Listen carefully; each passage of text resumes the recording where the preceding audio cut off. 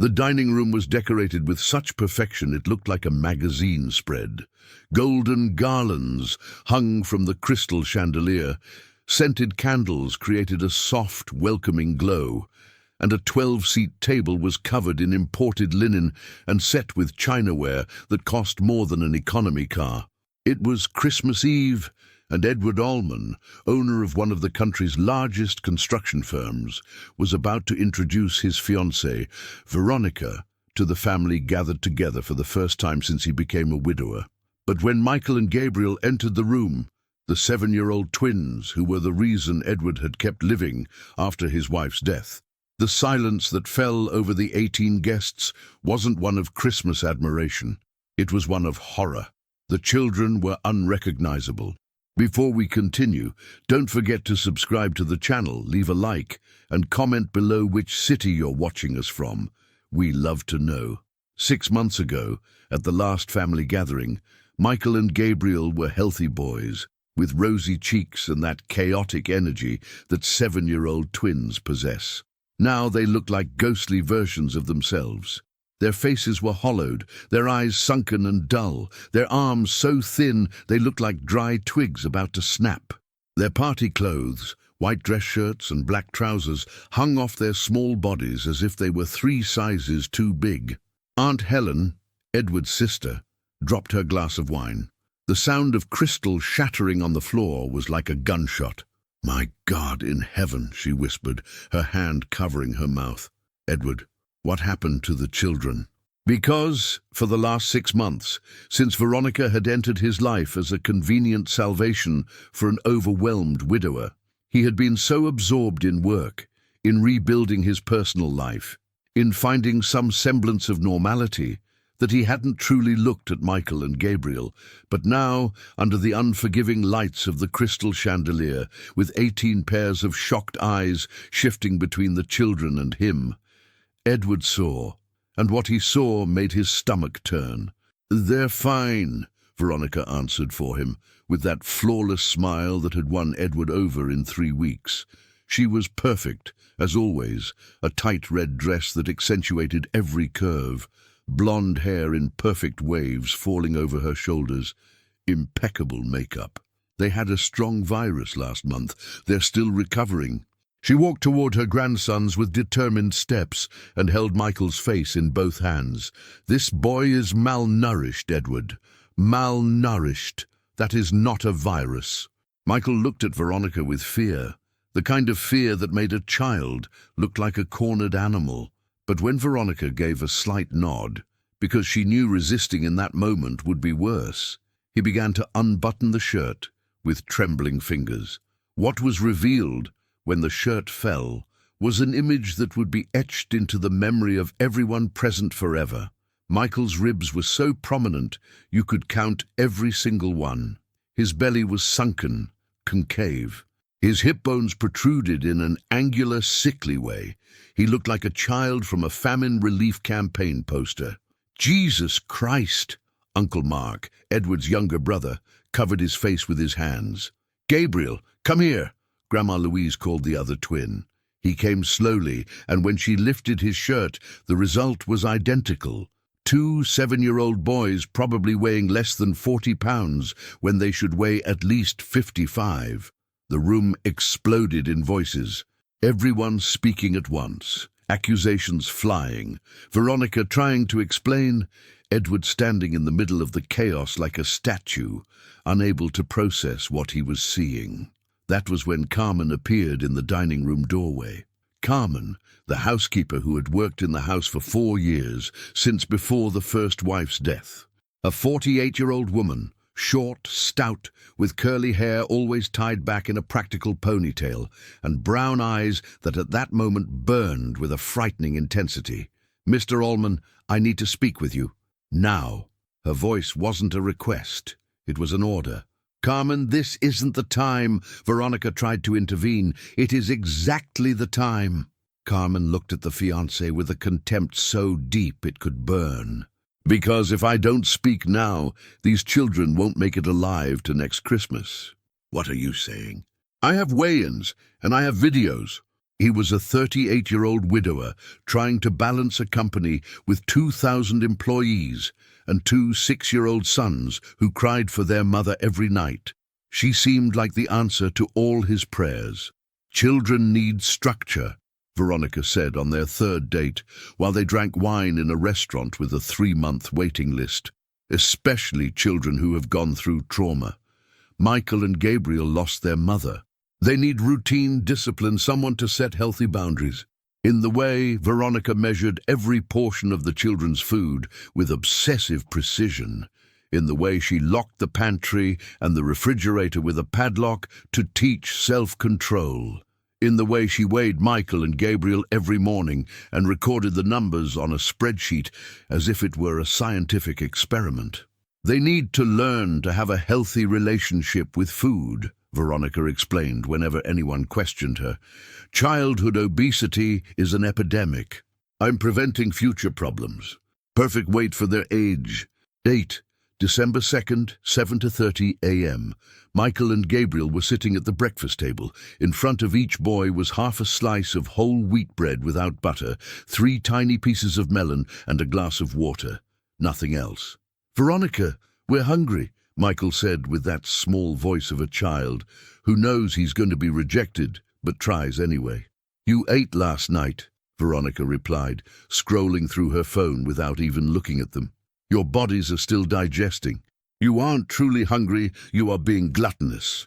The least you can do is not become obese, dead weight in the future. Now eat that and go brush your teeth, and if I find out you took food in secret, you will go 2 days without anything. Understood?" Michael and Gabriel were eating white rice, exactly 3 tablespoons each, with a piece of grilled chicken the size of a matchbox. No beans, no salad, no dessert. The food fit on a coffee saucer.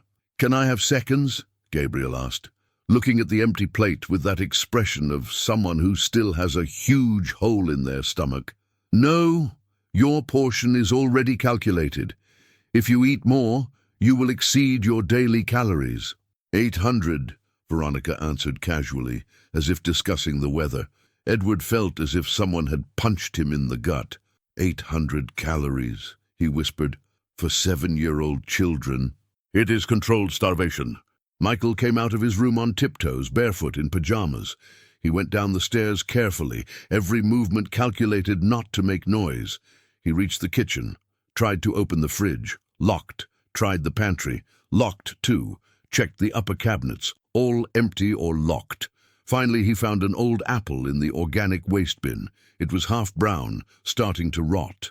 Michael looked around to make sure he was alone, wiped the apple on his pajama shirt, and took a bite. "Michael Allman!"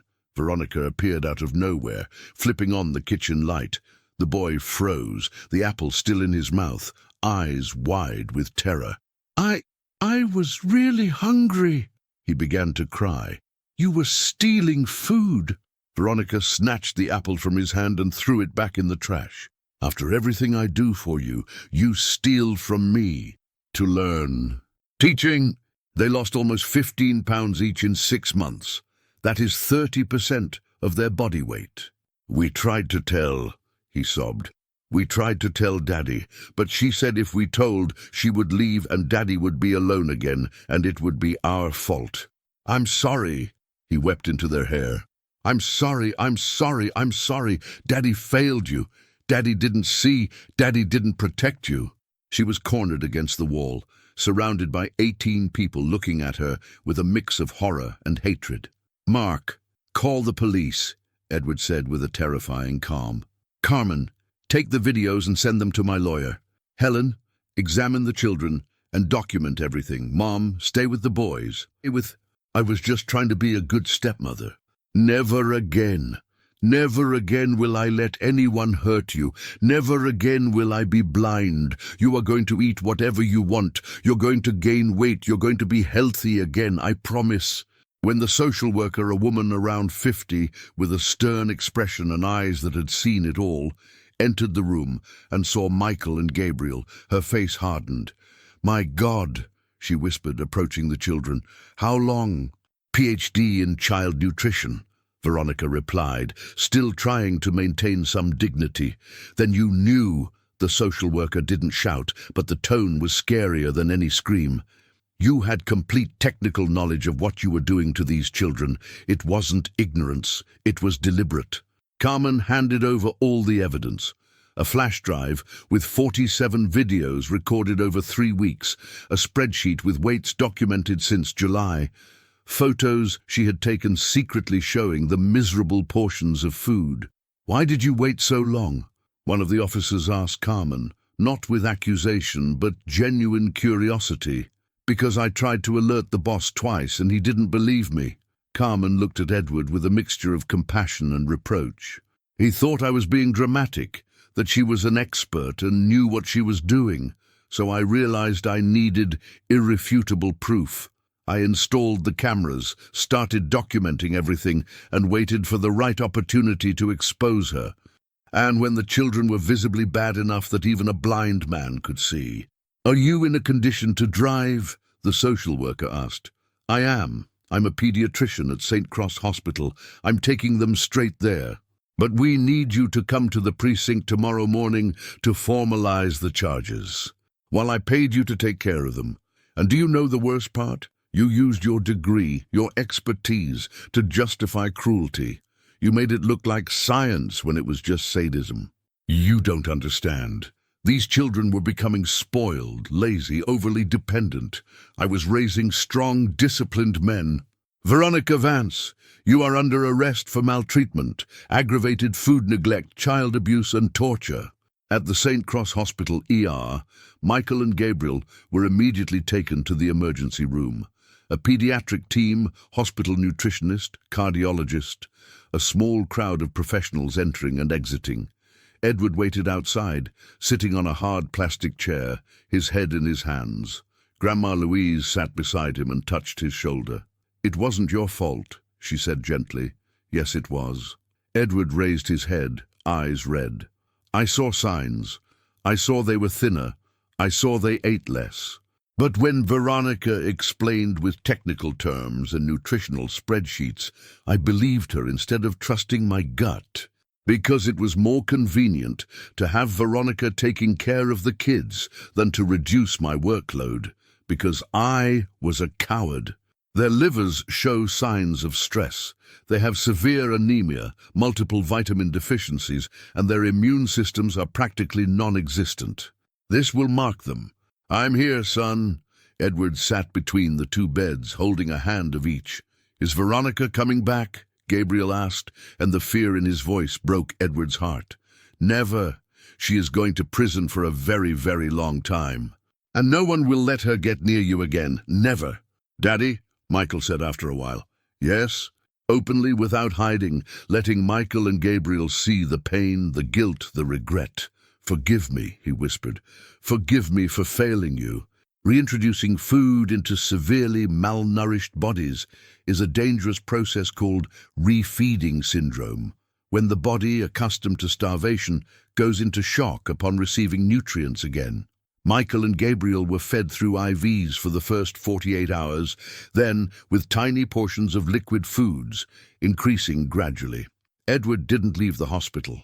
He slept in an armchair between the 2 beds, woke up every time a monitor beeped, watched every breath his sons took as if he could keep them alive through sheer willpower. On the 3rd day, Carmen appeared. She brought a suitcase with clothes for Edward and 2 bags full of toys and books for the twins. "How are they?" she asked, looking at Michael and Gabriel, who were sleeping peacefully, finally without that expression of permanent hunger on their faces. "Improving. Slowly, but improving." Edward stood up from the armchair, stretching his aching back. "Carmen, He stopped, his voice failing. "I'm sorry. Sorry for not believing you. For being blind, deaf, stupid. I saw my children getting thinner, and I believed the lies of a psychopath instead of my gut. You, without a degree in nutrition, without a PhD, saw what I didn't see." Her stepmother also controlled food, but differently. She forced the girl to eat too much, then induced vomiting, saying she needed to learn to have a strong stomach. It took 3 years for someone to notice. When they found out, the girl had developed bulimia and permanent damage to her esophagus. That's why I documented everything, because I learned that without proof, no one believes the housekeeper. And they said tomorrow I can eat rice. His excitement over something as simple as rice broke the heart. That's wonderful.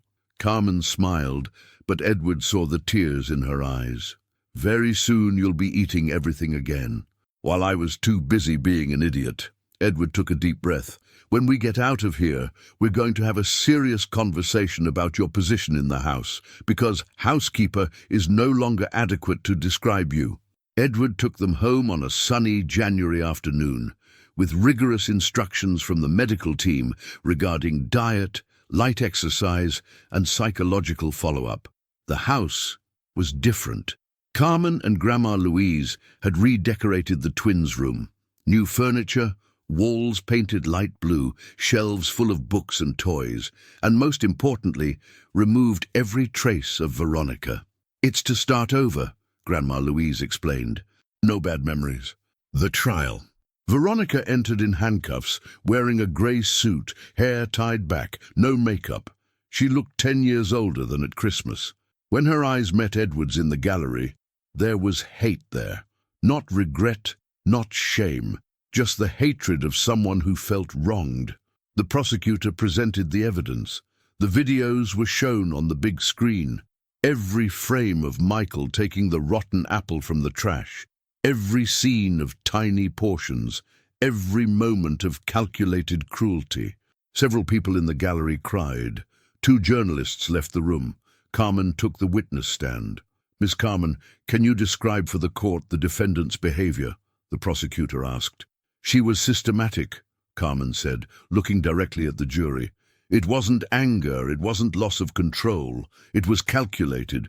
She weighed the children every morning, recorded it on spreadsheets, adjusted calories downward if they didn't lose weight fast enough.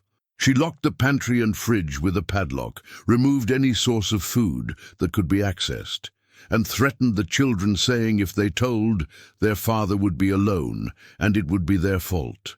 It was cruelty disguised as science. He trusted the fiancé with diplomas more than the housekeeper without formal education. So I realized I needed proof so irrefutable that no one could ignore it. That's why I installed cameras, documented everything, and waited for the moment when the maximum number of witnesses could see the state of the children with their own eyes. I saved 2 children from starving to death. If that is manipulation, then yes, I manipulated, and I would do it again without hesitation. When I found myself responsible for children, I subconsciously replicated the trauma I lived. You knew that 800 calories a day is literally half the minimum necessary. Was that helping, or was that torturing? You used your technical knowledge not to nourish, but to systematically deprive 2 vulnerable children of a basic human need. You betrayed the trust of a widowed father and almost killed his children. Furthermore, you are permanently banned from working with children, practicing any profession related to nutrition, and having any contact with minors. With time, love, and patience, they will be okay. Medical exams showed their organs had fully recovered. Physically, it was as if the 6-month nightmare had never happened. But the emotional scars were still there. Michael still checked if the pantry was open before sleeping every night. Gabriel still hid cookies under his pillow in case he got hungry. Both had weekly sessions with Dr. Carter, processing the trauma slowly. "It's progress," the psychologist told Edward during a follow-up meeting. 6 months ago, they were afraid to ask for food. Now they just have excessive precaution. It is significant improvement. He attended parent-teacher conferences, recitals, soccer games, everything he had missed while building an empire and ignoring what really mattered. "Dad, can you come to my soccer game Saturday?" Gabriel asked during dinner one July evening. "Of course I'm coming," Edward answered immediately. "Even if you have an important meeting," Michael tested, still not totally convinced his father had changed. "There is no meeting more important than watching you play," Edward said, and this time it was true. The boys exchanged a look, that silent communication twins have, and smiled. Carmen entered the dining room carrying dessert, but she was no longer wearing a maid's uniform. She was wearing casual clothes, hair down, and had her own place at the table. Because 3 months ago, Edward had called a family meeting. "Carmen, you have worked in this house for 4 years," he began. "But in the last months, you proved to be much more than a housekeeper. You saved my children, literally. You risked your job, your security, to protect them when I failed." "Like Grandma." He went down to the kitchen and found a scene that made his heart squeeze, but this time with happiness. Michael and Gabriel were helping Carmen make breakfast. Michael stirred the batter, Gabriel prepared fruit, and Carmen supervised with that serene smile of someone who has found their purpose. "Good morning, Daddy," the twins shouted in unison. "Good morning. What are you guys up to?" "Pancakes, fruit, orange juice, and bacon. I need to tell you something." He knelt down to be at their height. The boys became serious immediately. "What is it?" "That bad adults are good at lying." And this time, he wasn't going to waste a single moment. That Christmas, 1 year after the Christmas that changed everything, the house was full again. Grandma Louise, Aunt Helen, Uncle Mark, cousins, friends. And in the center of it all, Michael and Gabriel, radiant, healthy, unrecognizable when compared to the skeletons that appeared a year ago. During dinner, Edward made a toast. "A year ago, I almost lost my sons because I was too blind to see, too busy to hear, too proud to listen to warnings." He looked at Carmen. But someone saw. Someone fought when it would have been easier to stay quiet. Someone risked everything to save 2 children who weren't even hers. Michael and Gabriel ran to hug Carmen. "We love you, Grandma," they said in unison. "I love you too," Carmen whispered, hugging the 2 boys who had become the grandchildren she never had. And there, in that room full of light, love, and second chances, was the truth that Veronica would never understand. Heroism doesn't come with capes or superpowers. It comes with the courage to do the right thing when everyone says you are wrong. It comes with unconditional love for children who aren't even yours. It comes with the strength to document, fight, and expose evil even when it means destroying what seemed perfect. Carmen saved Michael and Gabriel, but in the process, she saved Edward too, from a life where he would have lost his sons and never discovered it until it was too late. Sometimes angels don't have wings. They have calloused hands, simple uniforms, and a heart big enough to love children as if they were their own. And that is the story of how a housekeeper became a grandmother, 2 twins reclaimed their lives, and a father learned that being present is worth more than any empire.